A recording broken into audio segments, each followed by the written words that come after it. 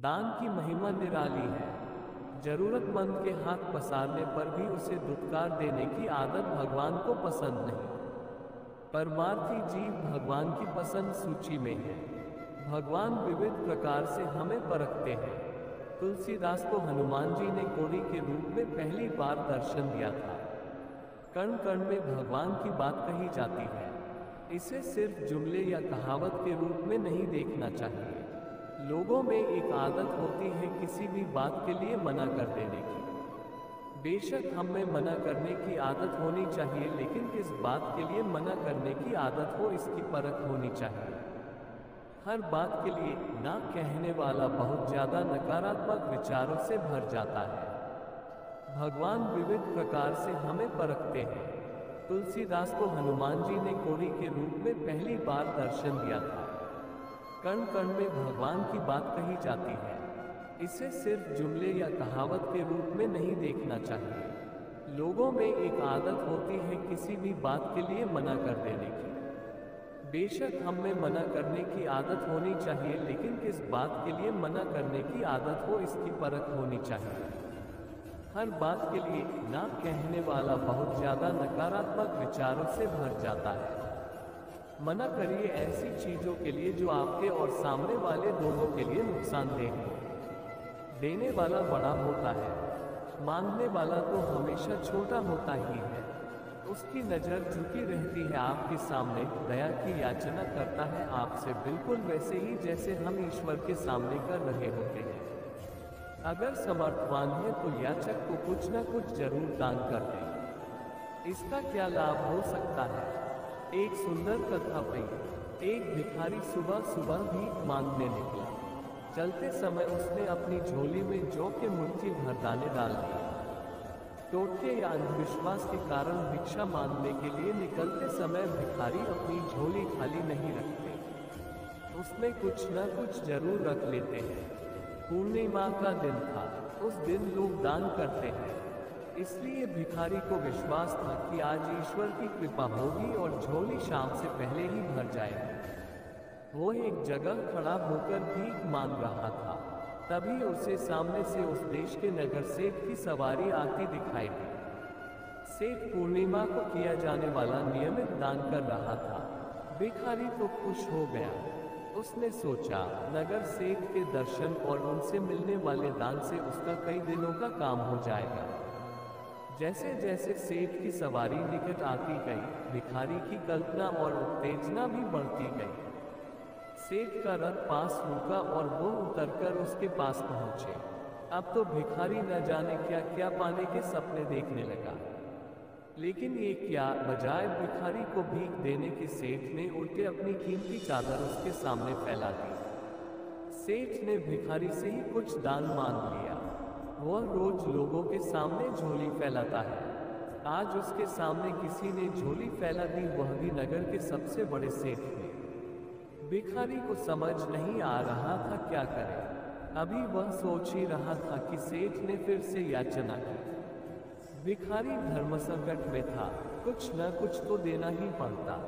कहाँ वह मोटा दान पाने की आस लगाए बैठा था, कहाँ अपने ही माल में से कुछ निकलने वाला था। उसका मन खट्टा हो गया। भिखारी ने निराश मन से अपनी झोली में हाथ डाला। हमेशा दूसरों से लेने वाला मन आज देने को राजी नहीं हो रहा था। हमेशा लेने की नीयत रखने वाला क्या देता। जैसे तैसे करके उसने झोली से जौ के 2 दाने निकाले और सेठ की चादर में डाल दिया। सेठ उसे लेकर मुस्कुराता हुआ चला गया। हालांकि उस दिन भिखारी को रोज से अधिक भीख मिली थी, फिर भी उसने जौ के जो 2 दाने अपने पास से गनवाए थे, उसका मलाल सारे दिन रहा। बार बार यही ख्याल आता कि न जाने क्या हुआ, सेठ को देने के बजाय लेकर ही चला गया। आज सभी भिखारियों को दान दे रहे हैं, वह उल्टा ले रहा है। कैसा जमाना आ गया है। अच्छा हुआ मैंने जौ के 2 ही दाने दिए, मुट्ठी भर नहीं दिया। यही सब सोचता हुआ वह घर पहुंचा। शाम को जब उसने झोली पलटी तो आश्चर्य की सीमा न रही। जो वह अपने साथ लेकर गया था उसके 2 दाने सोने के हो गए थे। जौ के दाने सोने के कैसे हो गए, और हुए भी तो केवल 2 ही दाने क्यों, पूरे ही हो जाते तो कंगाली मिट जाती। वो ये सोच ही रखा था कि उसका माथा ठनका, कहीं ये सेठ को दिए 2 दानों का प्रभाव तो नहीं है। भिखारी को समझ में आया कि ये दान की ही महिमा के कारण हुआ है। वह पछताया कि काश उस सेठ को और बहुत सारी जौ दे दी होती, लेकिन नहीं दे सका क्योंकि देने की आदत जो नहीं थी। हम ईश्वर से हमेशा पाने की इच्छा रखते हैं, क्या कभी सोचा है कि कुछ दिया जा सकता है? इंसान की क्या औकात कि वह ईश्वर को कुछ दे सके। यदि वह उस गरीब का कुछ भला कर दे जो ईश्वर का दंड झेलता कष्ट में जीवन बिता रहा है, वही ईश्वर को देना कहा जाता है। रहीमन वे नर मर चुके जे कछु मांगन जाहि, उनसे पहले वे हुए जिन मुख निकसत नहीं। देने से कोई छोटा नहीं होता, सुपात्र को देने की नीयत रखें। कुपात्र को दिया दान व्यर्थ जाता है। जिनका पेट भरा है उनके मुंह में रसगुल्ले ठूसने से बेहतर है भूखे को एक बिस्किट का पैकेट पकड़ा दे। दान से आपके पूर्व जन्मों के दोष कटते हैं। जो ग्रह खराब हो उसका दान करने से उस ग्रह के दोष आपसे निकलते जाते हैं। यदि आप परेशानियों से लगातार जूझ रहे हैं तो सेवा कीजिए जरूरतमंदों की। धन का ही दान हो जरूरी नहीं, वाणी का दान भी सुंदर दान है। किसी से मधुर वचन कहना वाणी दान कहलाता है। बीमार की सेवा करना रक्तदान, जलदान और अन्नदान सर्वश्रेष्ठ दान है। गणेश जी का अगर मस्तक कट गया तो उनके धड़ से हाथी का शीश जोड़ा गया। पर प्रश्न यह है कि आखिर हाथी का शीश ही क्यों? जो मस्तक उनका कटा था उसे ही जोड़ा जा सकता था, या फिर किसी अन्य जीव का भी जोड़ा जो सकता था जो बहुत सुंदर हो। गणेश जी के शीश के इस रहस्य का उत्तर पुराणों में मिलता था। आज वही कथा सुनाएंगे। गज और असुर के सहयोग से एक असुर का जन्मा था गजासुर। उसका मुख गज जैसा होने के कारण उसे गजासुर कहा जाने लगा। गजासुर शिवजी का बड़ा भक्त था और शिवजी के बिना अपनी कल्पना ही नहीं करता था। उसकी भक्ति से भोले भंडारी गजासुर पर प्रसन्न हो गए, वरदान मांगने को कहा। गजासुर ने कहा, प्रभु आपकी आराधना में कीट पक्षियों द्वारा होने वाले विघ्न से मुक्ति चाहिए, इसलिए मेरे शरीर से हमेशा तेज अग्नि निकलती रहे जिससे कोई पास न आए और मैं निर्विघ्न आपकी आराधना करता रहूं। महादेव ने गजासुरों को उसका मनचाहा वरदान दे दिया। गजासुर फिर से शिवजी की साधना में लीन हो गया।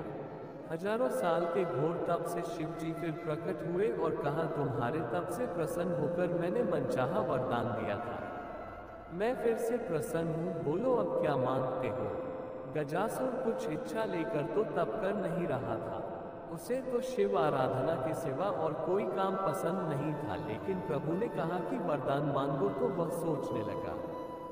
गजासुर ने कहा, वैसे तो मैंने कुछ इच्छा रखकर तप नहीं किया, लेकिन आप कुछ देना चाहते हैं तो आप कैलाश छोड़कर मेरे उदर पेट में ही निवास करें। भोले भंडारी गजासुर के पेट में समा गए। माता पार्वती ने उन्हें खोजना शुरू किया, लेकिन वह कहीं मिले ही नहीं।